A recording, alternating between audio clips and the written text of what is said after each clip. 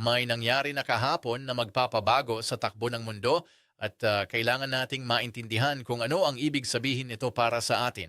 Tingnan nyo, sa loob ng Senado ng Estados Unidos, may desisyon na ginawa na direktang sumalungat sa kagustuhan ng bagong administrasyon ni Trump pagdating sa usaping digmaan.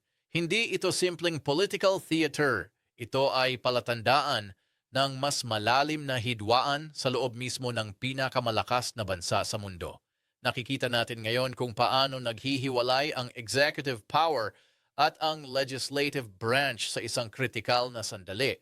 Sandaling ang bawat desisyon ay may epekto sa balanse ng kapangyarihan sa buong planeta.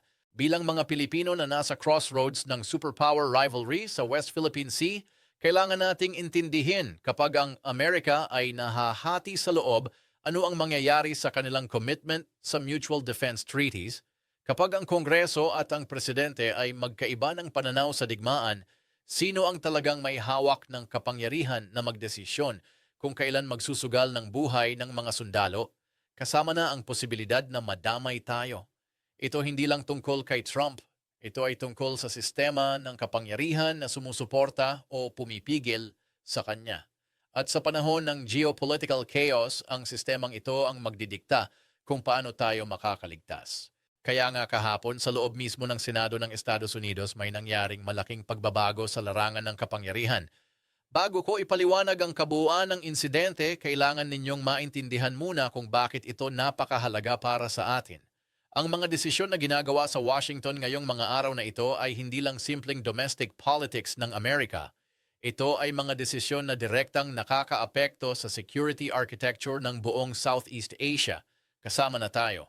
Kaya nga kada kilos ng administrasyon ni Trump, kada reaksyon ng Kongreso nila, kailangan nating bantayan dahil ang ripple effect nito ay aabot sa ating bakuran dito sa Pilipinas. Hindi ako nag-iiksaherado. Ito ang realidad ng mundo na kinabibilangan natin kung saan ang bawat strategic decision ng isang superpower ay may domino effect sa mga alyadong bansa tulad natin. Ang nangyari ay ito. Noong nakaraang linggo, nag-authorize si Trump ng military operation laban sa Venezuela, isang operasyon na nag-capture kay Nicolas Maduro, ang presidente ng bansang iyon. Hindi simpleng law enforcement ito tulad ng sinasabi ng White House. Ito ay full-scale military operation na may airstrikes, may special forces raid sa gitna ng gabi, at kompleto sa deployment ng massive naval force sa paligid ng Venezuela. Nag-deploy ang Amerika ng libu-libong sundalo, isang nuclear submarine at isang aircraft carrier strike group na pinangungunahan ng USS Gerald R. Ford, ang pinaka-advanced na aircraft carrier ng US Navy. Ito ay hindi biro. Ito ay power projection sa pinakamataas na antas. At ang sinabi pa ni Trump pagkatapos na ang Amerika ay tatakbo ng Venezuela sa loob ng ilang taon. Hindi temporary peacekeeping mission, hindi transition support. Ang eksaktong salita niya ay run. Papatakbuhin nila ang buong bansa para sa hindi tiyak na panahon. Ito ang katangian ng occupation, hindi ng arrest warrant operation. Pero ito ang mas mahalaga sa atin. Kahapon, bumoto ang Senado ng Amerika at sa isang bihirang pagkakataon, 5 Republikano ay sumama sa lahat ng mga Demokrata upang aprubahan ang isang War Powers Resolution. Ang botong ito ay 52 laban sa 47.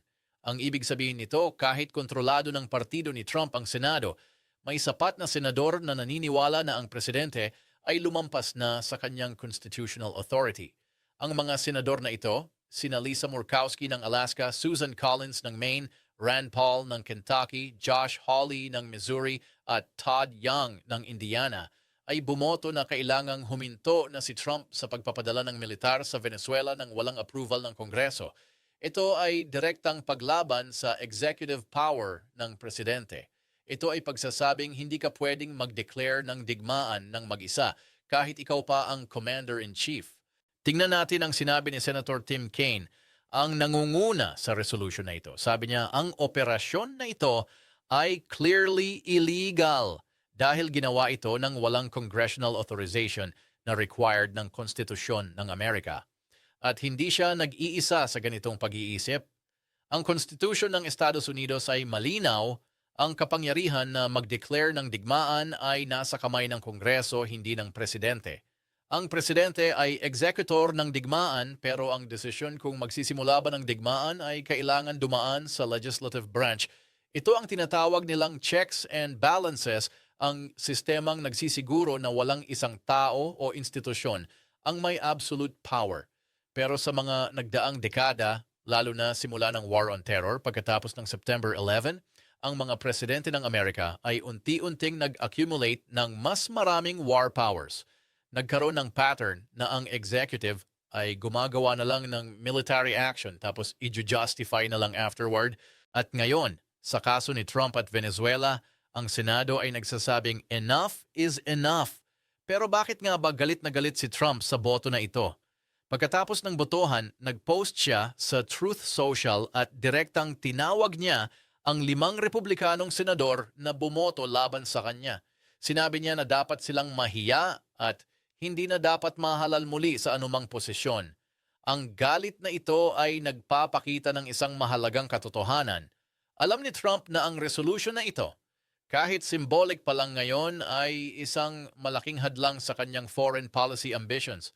Kita nyo, ang War Powers resolution na ito ay nangangailangan ng simple majority lang para pumasa sa Senado at mayroon na iyon. Ang susunod na step ay full Senate vote sa darating na linggo. At batay sa procedural vote kahapon, malamang napapasa rin iyon. Pagkatapos, pupunta ito sa House of Representatives. At kahit na unlikely na mag-override ng presidential veto dahil kailangan ng 2/3 majority para diyan, ang mensahe ay malinaw na may malaking bahagi ng Kongreso kasama na ang ilang loyal na Republikano na hindi sang-ayon sa paraan ng paggamit ni Trump ng military force. Kaya nga, ano ba ang pinaglalaban dito? Una, ito ay tungkol sa constitutional principle. Ang American system ay binuo specifically para iwasan ang tyranny ng isang tao. Ang founding fathers nila ay nag-design ng sistema kung saan ang bawat branch ng government ay may kakayahang kontrolin ng isa't isa. At ang war powers ay isa sa pinaka-importanting checks na ito. Kaya nga ang mga senador na ito, kahit mga kapartido pa ni Trump, ay tumayo at nagsabi na hindi pwedeng patuloy na lumalabag sa fundamental principle ng kanilang democracy. Si Senator Susan Collins ay nagsalita at sinabi niyang sumusuporta siya sa initial operation na nag-capture kay Maduro dahil extraordinary in its precision and complexity ito pero hindi siya sumasang-ayon sa long-term military involvement sa Venezuela nang walang specific congressional authorization. Ganon din si Senator Lisa Murkowski na nagsabing kailangan ng Kongreso na affirm our role under Article 1 ng Constitution. Ang Article 1 na ito ang nagbibigay sa Kongreso ng war powers. Ito ay pagsasabing kahit gaano pa kalaki ang kapangyarihan ng presidente, may limitasyon pa rin yan. At ang limitasyong iyan ay nakasulat sa konstitusyon nila. Pangalawa, ito ay tungkol sa practical military strategy at sa risks na kasama nito. Senator Rand Paul, na isa sa mga nag-sponsor ng resolution, ay malinaw na nagsabi, ang pag-bomb ng capital city at pag-remove ng head of state ay by all definitions, digmaan iyan. Hindi ka pwedeng tawagin itong law enforcement operation kung ang ginagamit mo ay bombers, special forces at aircraft carriers.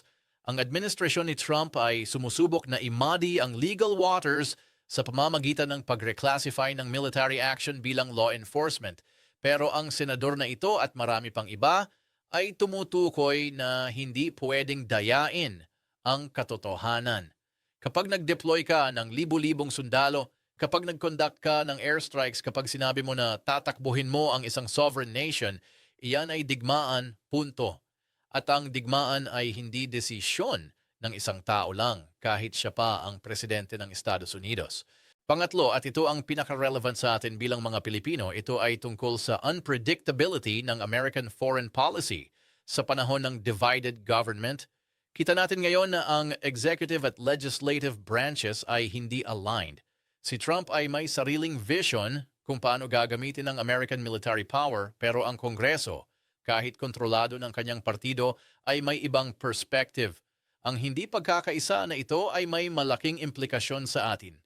Tingnan nyo, tayo ay nakadepende sa Amerika para sa ating external defense Ang Mutual Defense Treaty natin na nilagdaan noong 1951 ay nagsasabing kapag may umatake sa atin, ang Amerika ay obligadong tumulong. Pero ano ang mangyayari kapag ang sistema ng decision-making ng Amerika ay divided at conflicted? Kapag ang presidente ay gusto ng military action pero ang Kongreso ay sumasalungat, paano nila madedesisyonan kung tutulungan ba nila tayo or hindi sa critical moment?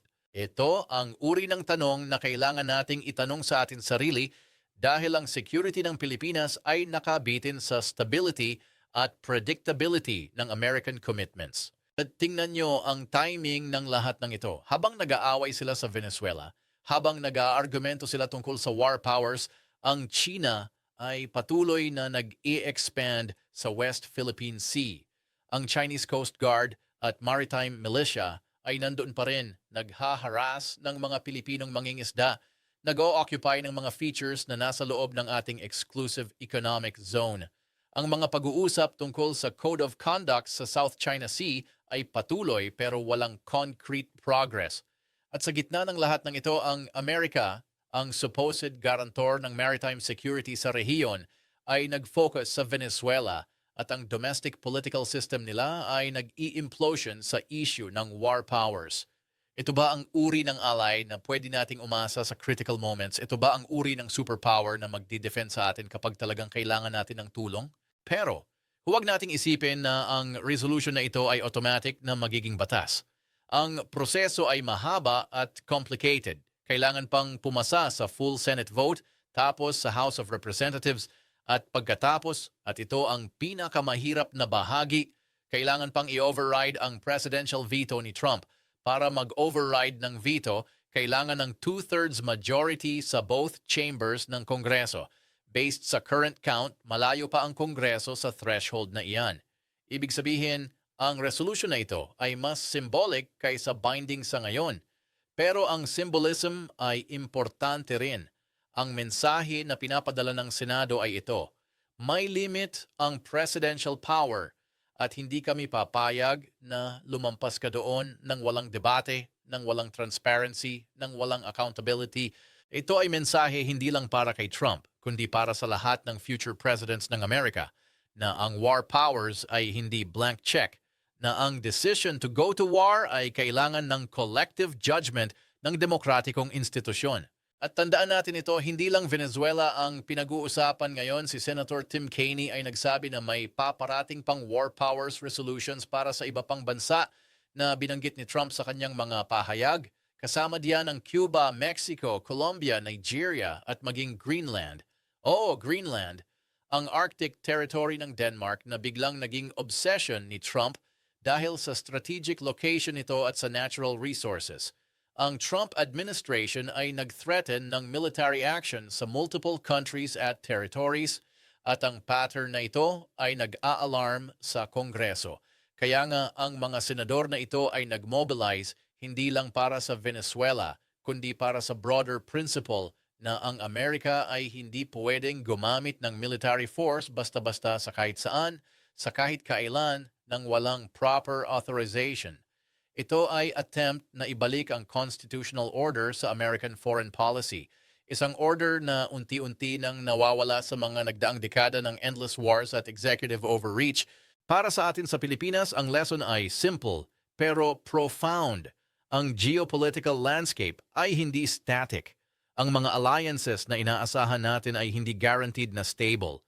Ang commitments na ginawa sa atin noon ay pwedeng ma-challenge ng domestic politics ng ating allies. Kaya nga ang strategic autonomy ay hindi option lang.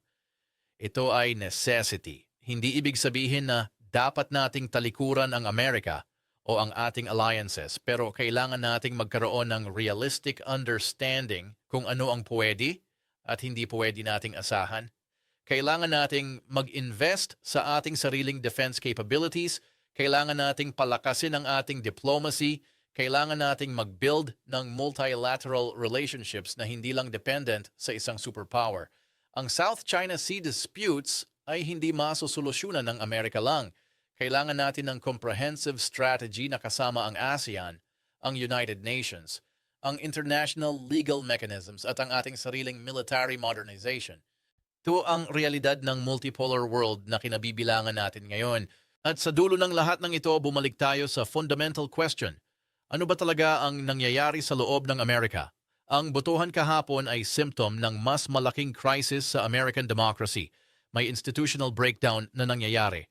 Ang checks and balances ay nag-struggle na i-contain ang executive power, ang political polarization ay lumalala, ang consensus tungkol sa role ng Amerika sa mundo ay nawawala.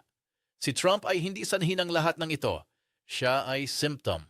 Ang mga structural problems na ito ay nag-accumulate na sa loob ng maraming dekada at ngayong administration lang sila naging fully visible. At ito ang dapat na mag-alarm sa atin.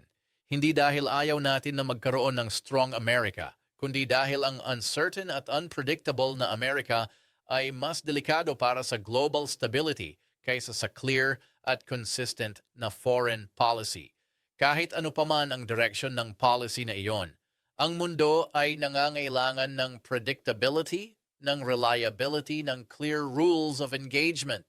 O kaya nangyayat so na ngayon sa Washington ay opposite ng lahat ng iyan.